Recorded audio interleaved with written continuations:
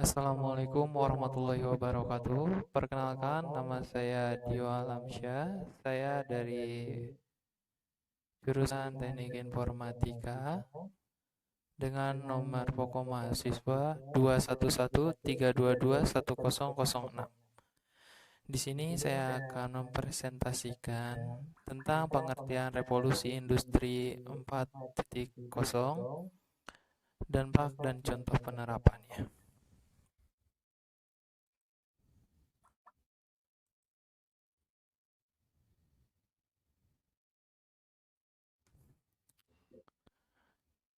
Istilah industri 4.0 pertama kali dikembangkan pada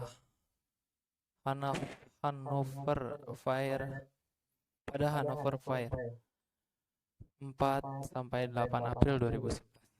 Istilah ini digunakan oleh pemerintah Jerman untuk memajukan bidang industri ke tingkat selanjutnya dengan bantuan teknologi. Mengutip dari laman Forbes, revolusi industri generasi keempat bisa diartikan sebagai adanya ikut campur sebuah sistem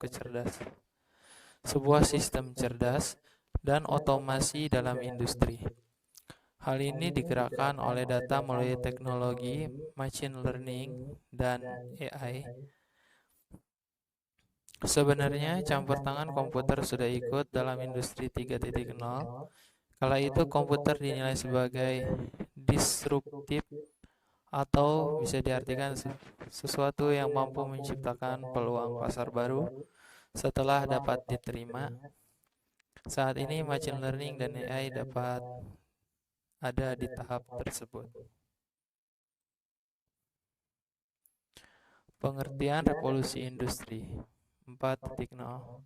Revolusi industri 4.0 atau yang sering disebut dengan cyber physical system merupakan revolusi yang menitik beratkan pada otomatis serta kolaborasi antar teknologi cyber. Revolusi 4.0 ini sendiri muncul di abad ke-21 dengan ciri utama yang ada adalah penggabungan antara informasi serta teknologi komunikasi ke dalam bidang industri. Dengan kemunculan revolusi ini mengubah banyak hal di berbagai sektor, di mana yang pada awalnya membutuhkan banyak pekerjaan untuk menjalankan operasionalnya, sekarang digantikan dengan menggunakan mesin teknologi. Menurut kanselir Jerman yaitu Angela Merkel, pada tahun 2014 yang menyatakan arti dari revolusi industri 4.0 sebagai sebuah transformasi komprehensif dari segala aspek produksi yang terjadi di dunia industri melalui penggabungan antara teknologi digital serta internet dengan industri konvensional. Selain itu, menurut Skaltendal dan kawan-kawan 2015, mendefinisikan revolusi industri yang menekankan pada unsur kecepatan dari ketersediaan sebuah informasi, yaitu sebuah lingkungan industri di mana seluruh entitasnya dapat selalu terhubung serta mampu berbagi informasi dengan mudah antara satu sama lain. Adanya revolusi industri membuat adanya perubahan dalam cara hidup, bekerja, serta perhubungan manusia yang dibahas secara lengkap pada buku.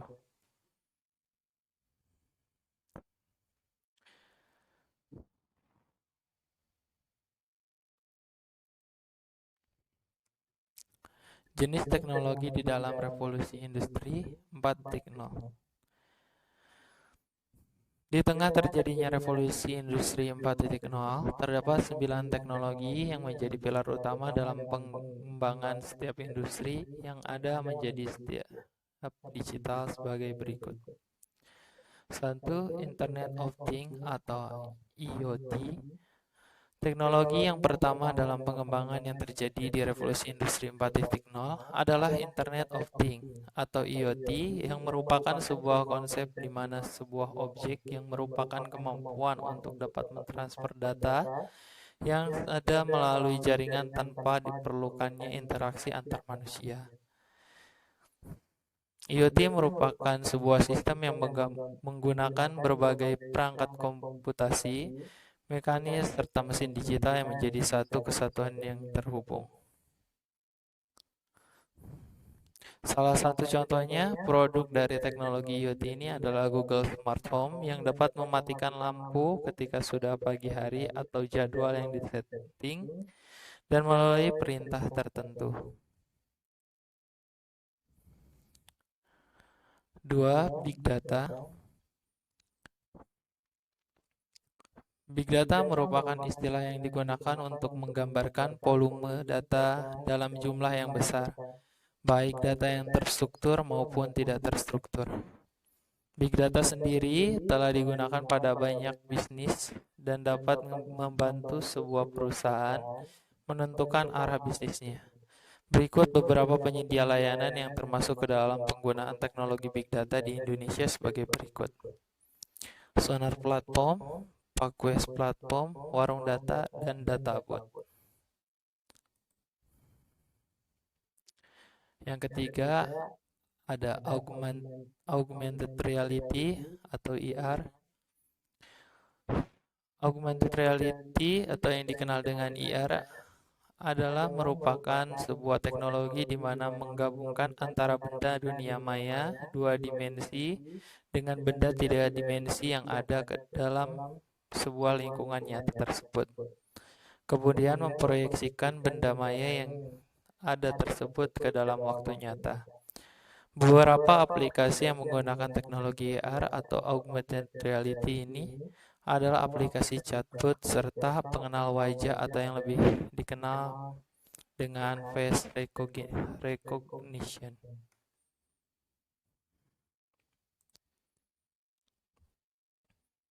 Keempat, ada cybersecurity.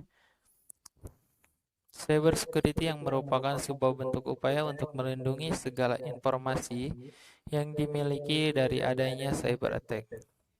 Cyber attack sendiri merupakan segala jenis tindakan yang sengaja dilakukan untuk mengganggu kerahasiaan atau confidentiality, integritas atau integrity, serta ketersediaan atau availability sebuah informasi.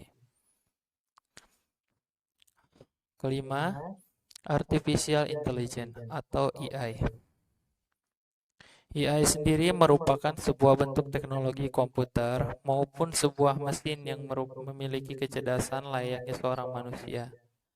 Fungsi utama dari adanya artificial intelligence adalah kemampuannya yang dapat digunakan untuk mempelajari data yang diterima secara berkesinambungan. Dengan demikian, banyak data yang diterima maupun dianalisis, maka akan semakin baik pula dalam melakukan sebuah prediksi.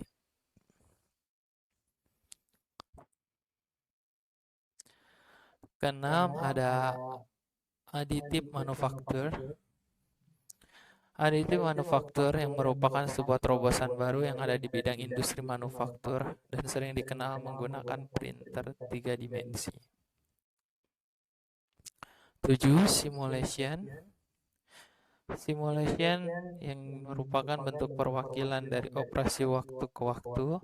Simulasi seringkali digunakan untuk berbagai konteks, seperti dalam simulasi teknologi yang digunakan untuk mengoptimalisasikan kinerja, teknik keselamatan, pengujian, serta pelatihan.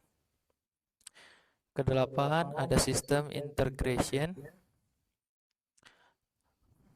Sistem integration atau sistem integrasi yang merupakan sebuah rangkaian penghubung antara beberapa sistem baik secara fisik maupun fungsional. Sistem tersebut juga yang akan menggabungkan antara komponen subsistem yang ada dalam suatu sistem sehingga dapat menjamin setiap fungsi yang ada dapat bekerja dengan baik sebagai suatu kesatuan dari sistem yang ada. Yang kesembilan, ada cloud computing. Dampak dari adanya revolusi industri. Yang pertama, ada dampak positif revolusi industri 4.0, yaitu kemudahan dalam mengakses informasi dikarenakan dapat menggunakan gadget maupun teknologi lainnya. Berikutnya, ada efektivitas dalam bidang produksi dengan mengganti tenaga manusia yang ada dan menggantikannya dengan teknologi mesin. Dan yang ketiga, dapat meningkatkan pendapatan nasional karena dapat memproduksi barang dalam waktu yang relatif singkat dengan kualitas yang baik. Keempat, ada peningkatan peluang kerja bagi tenaga ahli. Hal ini dikarenakan walaupun menggunakan mesin, tetap saja membutuhkan tenaga ahli manusia untuk menggerakkannya.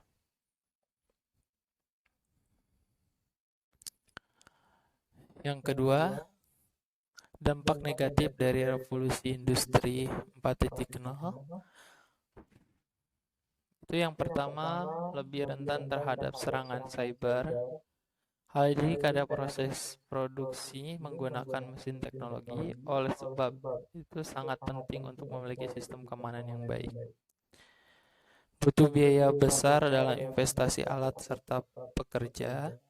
Hal ini dikarenakan harus menggunakan uang untuk membeli alat terlebih dahulu, serta pelatihan keterampilan pegawai agar dapat menjalankannya. Selanjutnya, ada urbanisasi, di mana meningkatnya jumlah populasi masyarakat yang ada di kota besar. Dan yang terakhir, berdampak untuk lingkungan. Hal ini dikarenakan dengan penggunaan mesin yang ada dapat menghasilkan polusi udara, limbah dalam jumlah besar, serta hal negatif lainnya yang dapat merusak lingkungan.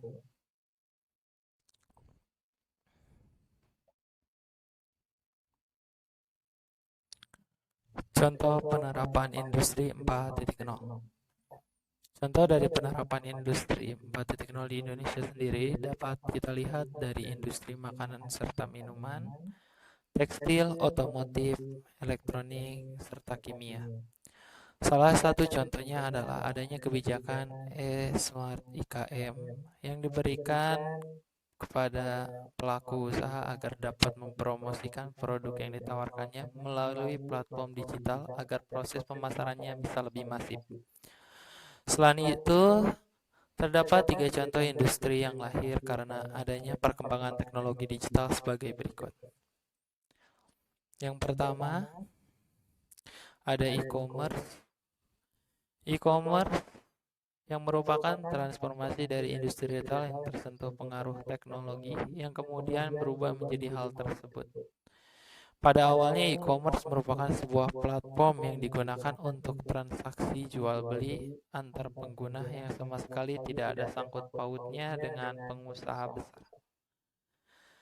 Salah satu platform e-commerce terlama yang ada di Indonesia seperti Toko Bagus, Kaskus FJB, serta Berniaga. Namun dengan seiring berjalannya waktu serta perkembangan teknologi dan infrastruktur logistik, industri e-commerce ini menjadi sangat menjanjikan dan berkembang hingga masuk ke industri retail konvensional. Hal ini terjadi dikarenakan penggunaan e-commerce memberikan pengalaman berbelanja yang lebih mudah untuk digunakan serta nyaman dibandingkan dengan cara yang lama. Yang kedua, ada pembayaran digital. Pembayaran digital. Hal ini dapat kita lihat melalui industri pembayaran digital yang saat ini terus-menerus bertumbuh hingga saat ini. Terdapat lebih dari 10 vendor pembayaran digital yang beroperasi di Indonesia dengan fitur dan keunggulannya yang berbeda masing-masing. Pembayaran digital ini tumbuh dengan pesat karena memberikan kemudahan serta keamanan bagi pengguna dalam melakukan transaksi. Dengan menggunakan layanan ini, pengguna dapat dengan mudah membayar tanpa memerlukan membawa barang lain saat keluar rumah dan hanya memerlukan gadget yang dibawa setiap hari.